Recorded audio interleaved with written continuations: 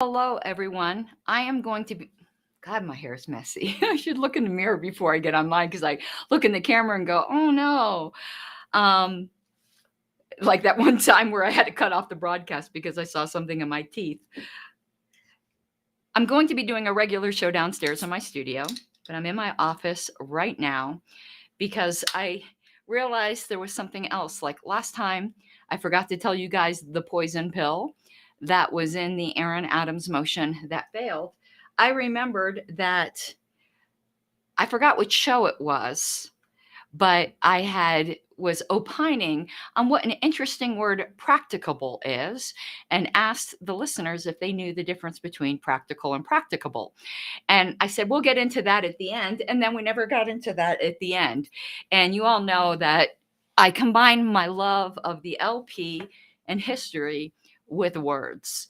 I'm like a huge language geek. So I wanted to talk a little bit more though about ambiguous bylaws and practicability. That's a mouthful. Plus, for the ladies, well, the guys can like it too. They want to. So remember, some of you may have remembered on Facebook that I said that, and somebody said this was just a conspiracy from bra manufacturers that you're supposed to replace your bras every year. And I'm like, I've got bras that are older than half the people in the party. So I'm like, okay, well, I'm going to buy some new ones. And I wanted to buy some vintage ones from what Katie did. And I like my bullet bras, pew, pew. So I got my new bullet bra in today. See how pointy? It's the pinup girl look. It's very, very pointy. So bullet bra.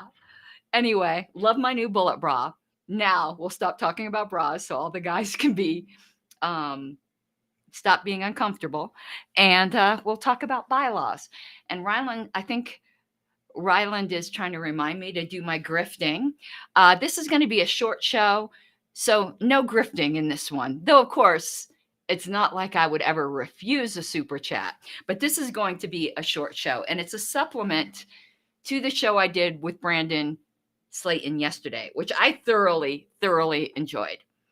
But I didn't have the holy book in front of me when I did that show with Brandon. It's because, isn't that now, D. Frank, remember, not trying to make you sound old or anything, but D. Frank, you remember when these were the rage, right?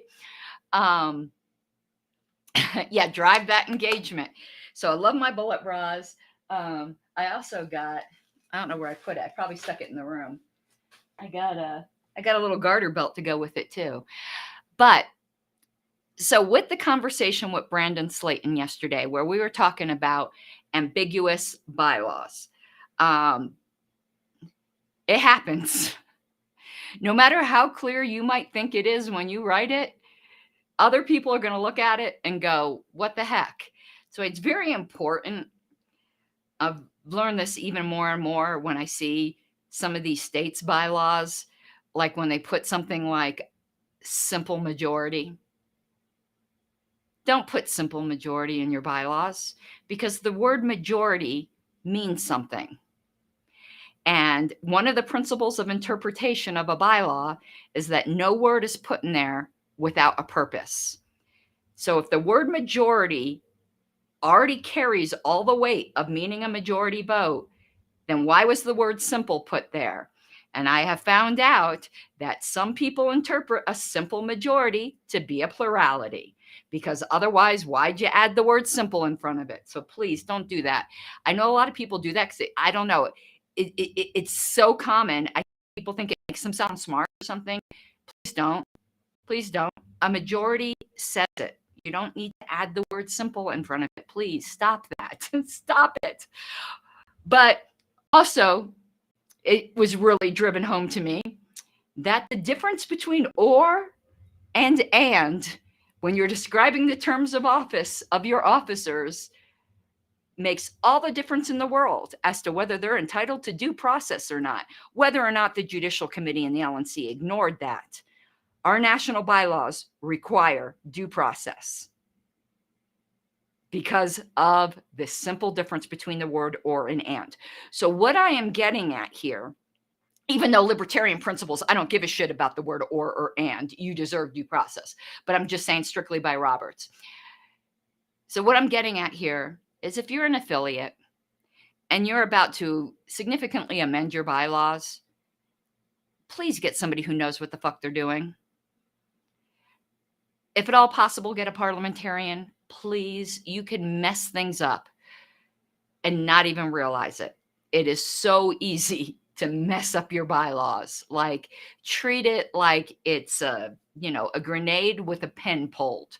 Like, be very careful before you just willy-nilly screw with your bylaws. There's been on too many bylaws committees. I've been on too many bylaws committees where I see people just want to change things for the sake of changing it.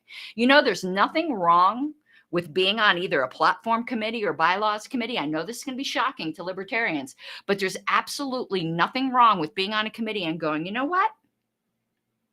No changes needed. Just because you're on a committee that can propose amendments doesn't mean you have to or you should. Just like if I were on the LPCO platform committee right now, there isn't a damn thing I would change about it. I'd go, it's all good. That's where you should be striving for your documents to be. And don't put people on bylaws and platform committees who think they have to change something for the sake of changing it. Obviously, if they think it needs improvement, then go ahead. But anyway, let's talk about ambiguity and practicability. Here we go. So we're looking in the Holy Book under section 5668.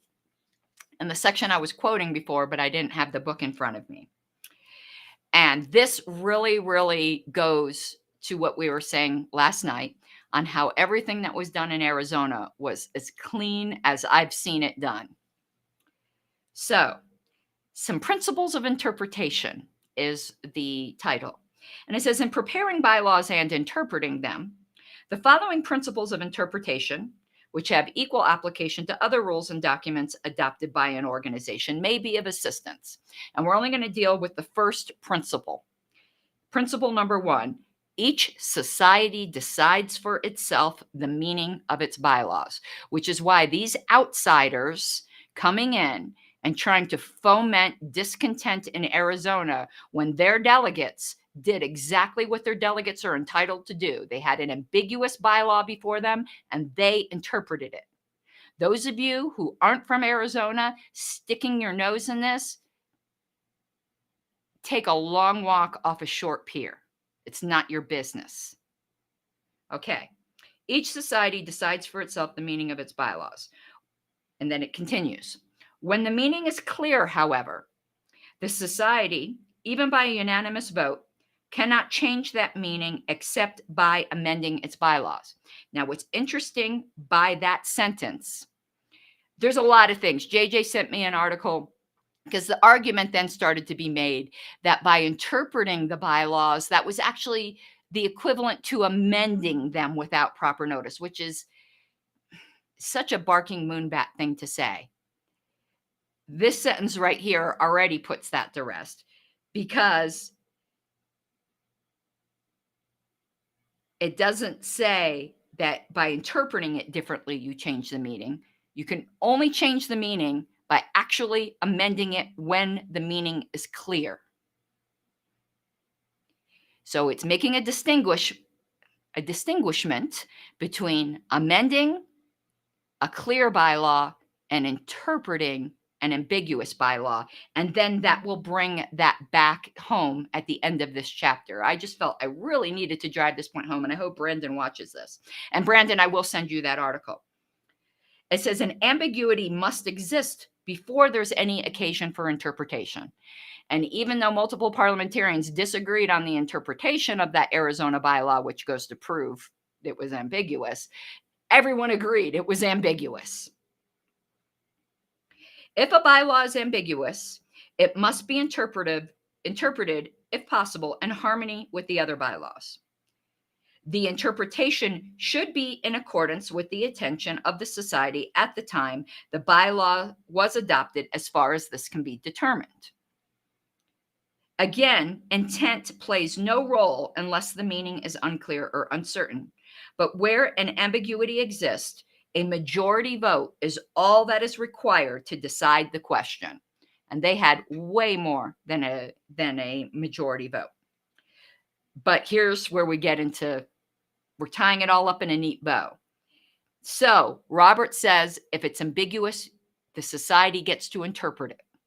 And then it goes on to say, the ambiguous or doubtful expression should be amended as soon as practicable, which goes to show that the interpretation is not the same as amending, because it's saying when it's ambiguous and you have to interpret it, but then as soon as it is practicable, amend it.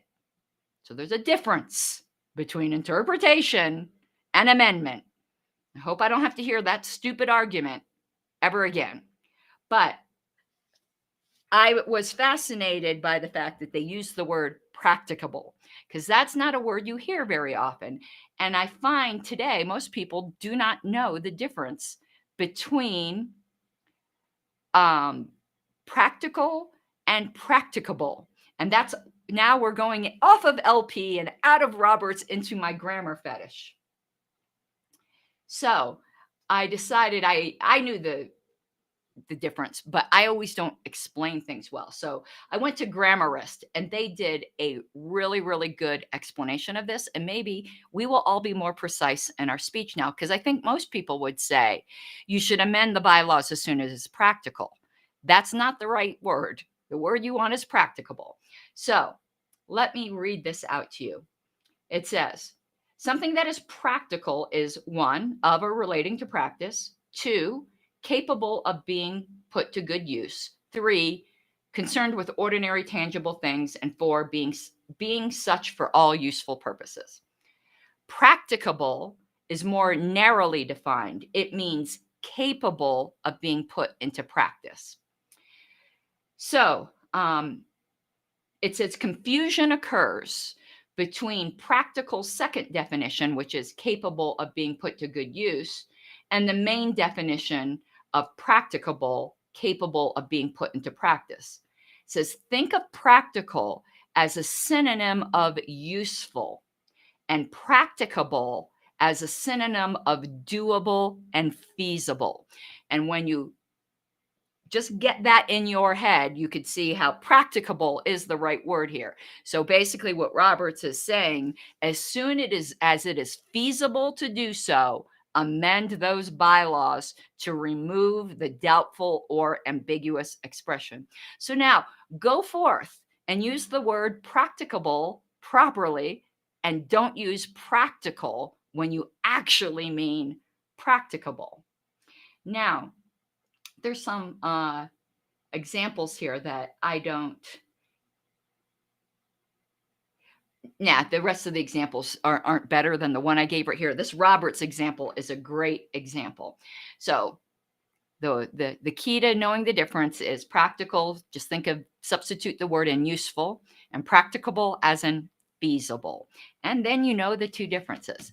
But I just wanted to have the actual Holy Writ in front of me this time, which I didn't, again, have when I was with Brandon, so that I could show you that interpretation is not amendment. You can only interpret when it's ambiguous, and when it's ambiguous, you should amend it as soon as feasible so that interpretation is no longer necessary. It should be clear. All right. That's it, I guess, for tonight. Not for tonight, for this little thing. I'm going to eat dinner. Then I'm going to go, I think, finish up the history one that I had meant to finish up last week, but too much LP crap had